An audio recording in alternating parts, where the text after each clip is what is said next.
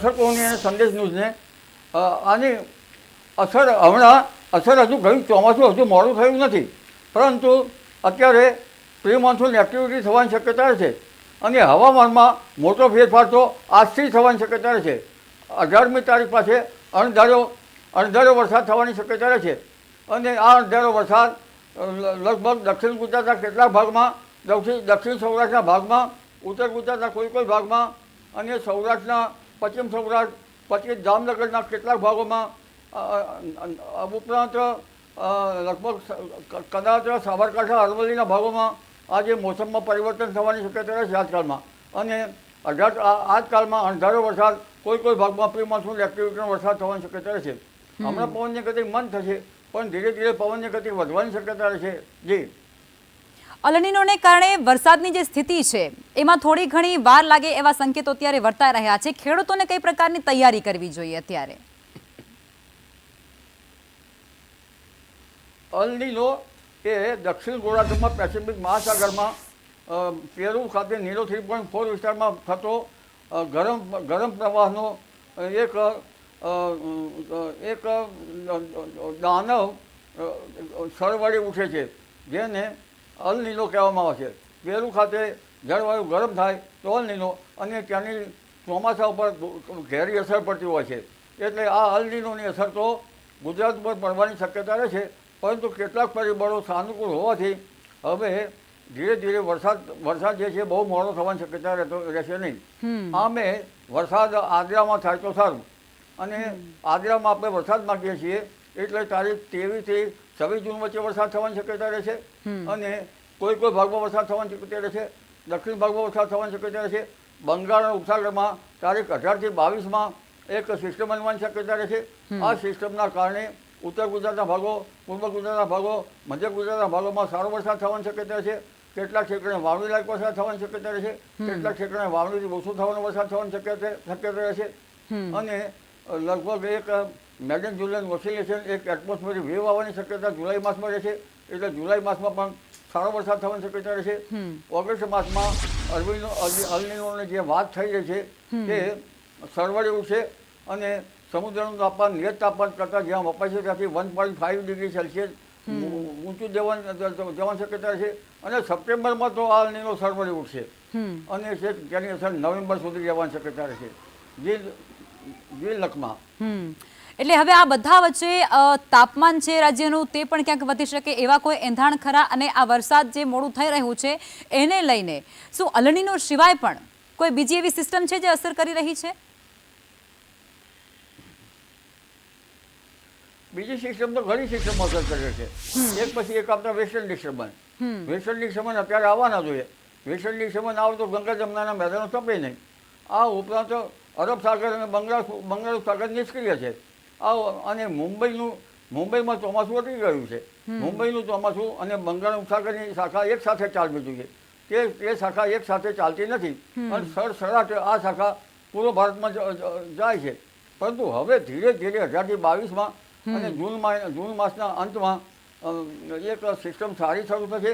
અરબ સાગરમાં ગતિવિધિ વધશે, Bengal ઉપસાગરમાં low pressure બનશે અને સારા વરસાદને એંધાણ થશે. જી, એટલે આ બધા વચ્ચે એ પણ સમજવું છે અંબાલાલ કાકા કે ગુજરાતના સૌરાષ્ટ્રનો વિસ્તાર છે કે પછી કચ્છનો વિસ્તાર છે કે ઉત્તર ગુજરાતના ઘણા ખરા એવા વિસ્તારો છે જ્યાં પહેલાથી જ પાણીની ઘટ છે અને દુષ્કાળ જેવી સ્થિતિનો એ લોકો સામનો કરતા જ હોય છે જ્યારે ચોમાસું નજીક આવતું હોય ત્યારે.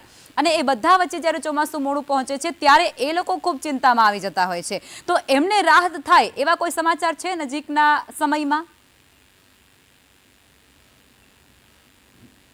નજીકના સમયમાં ઉત્તર ગુજરાતના ભાગોમાં તારીખ 29 જૂનથી 5મી જુલાઈ અને 7મી જુલાઈ વચ્ચે એક કંઈક સારા સમાચાર છે કે ત્યાં સારો વરસાદ થવાની શક્યતા રહેશે.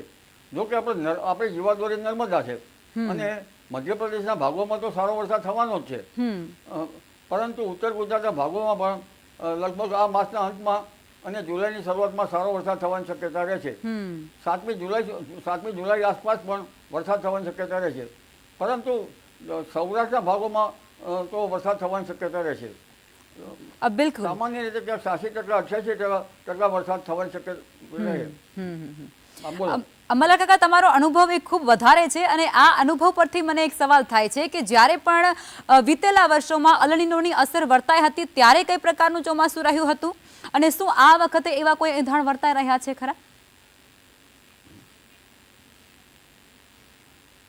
સ્ટ્રોંગ અલ નીનો બન્યો, અત્યારે બની રહ્યો છે. 1972માં સ્ટ્રોંગ અલ નીનો બન્યો હતો, ત્યારે 1972માં દુષ્કાળ હતો. પરંતુ આ વખતે જે અરબ સાગર અને બંગાળ સાગરમાં વાવાઝોડા બન્યા નથી, કારણ કે એમજીઓ આવ્યો નથી. એમજીઓનો ફેઝ આવવાની વાર હતી. અત્યારે પેસિફિક મહાસાગરમાં મેજર જુલિયન ઓસિલેશન એટલે એટમોસ્ફિયરિક વેવ છે, જે ધીરે ધીરે આપણે પૂર્વ આફ્રિકામાં ભાગમાં આવી પાછી શિફ્ટ થશે પેસિફિક મહાસાગરમાં. ત્યારે કંઈક પવનો સરવળ છે, સાર થશે. એટલે તારીખ 22મી જૂનમાં બંને સાગરો સક્રિય થવાની શક્યતા છે.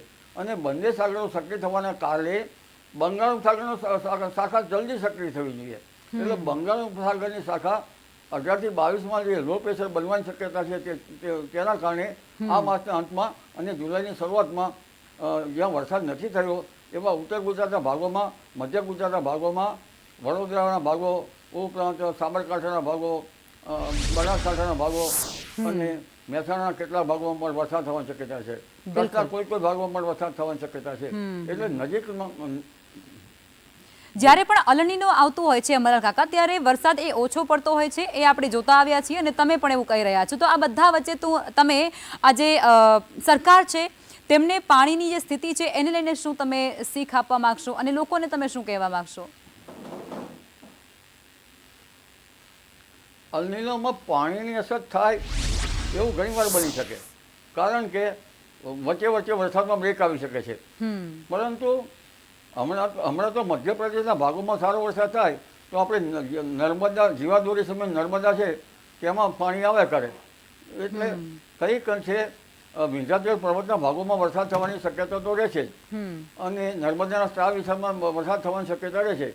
પરંતુ ખાસ કરીને ચિંતા જે છે ઉત્તર ગુજરાતના ભાગોમાં, એમાં શરૂઆતમાં કંઈક સારો વરસાદ થાય, વચ્ચે વરસાદ ખેંચાય અને વરસાદ જે છે એ ખંડી વૃષ્ટિ રહેવાની શક્યતા રહે છે. ખાસ કરીને ગુજરાતના ભાગો, રાજ્યના મધ્યસ્થ ભાગોમાં અલ નીનોની અસર વધારે રહેવાની શક્યતા રહે છે. એટલે આપને કહ્યું કે હમણાં તો પશ્ચિમ ઘાટમાં પણ ભારે વરસાદ થવાની શક્યતા છે. મુંબઈ, મહારાષ્ટ્રમાં પણ ભારે વરસાદ થવાની શક્યતા છે. દક્ષિણ ગુજરાતના ભાગમાં પણ ભારે વરસાદ થવાની શક્યતા છે. એટલે શરૂઆતનો વરસાદ તો સારો રહેશે, પરંતુ આંકલન તો છે જૂન, જુલાઈ અને સપ્ટેમ્બર સુધી કરી શકાય, કારણ કે વચ્ચે વરસાદ ન થાય તો ડેમ ભરાય નહીં. હવે ડેમ ભરાવાની સ્થિતિ જે છે એ આ શરૂઆતના વરસાદમાં અને મધ્યપ્રદેશમાં જે વહન વારંવાર આવવાના છે એના કારણે ભરાઈ જાય તો સારું. જી બિલકુલ અંબાલાલ કાકા, આપ અમારી સાથે જોડાયા અને ખેડૂતોની આ અસમંજસની જે સ્થિતિ હતી તેને દૂર કરી.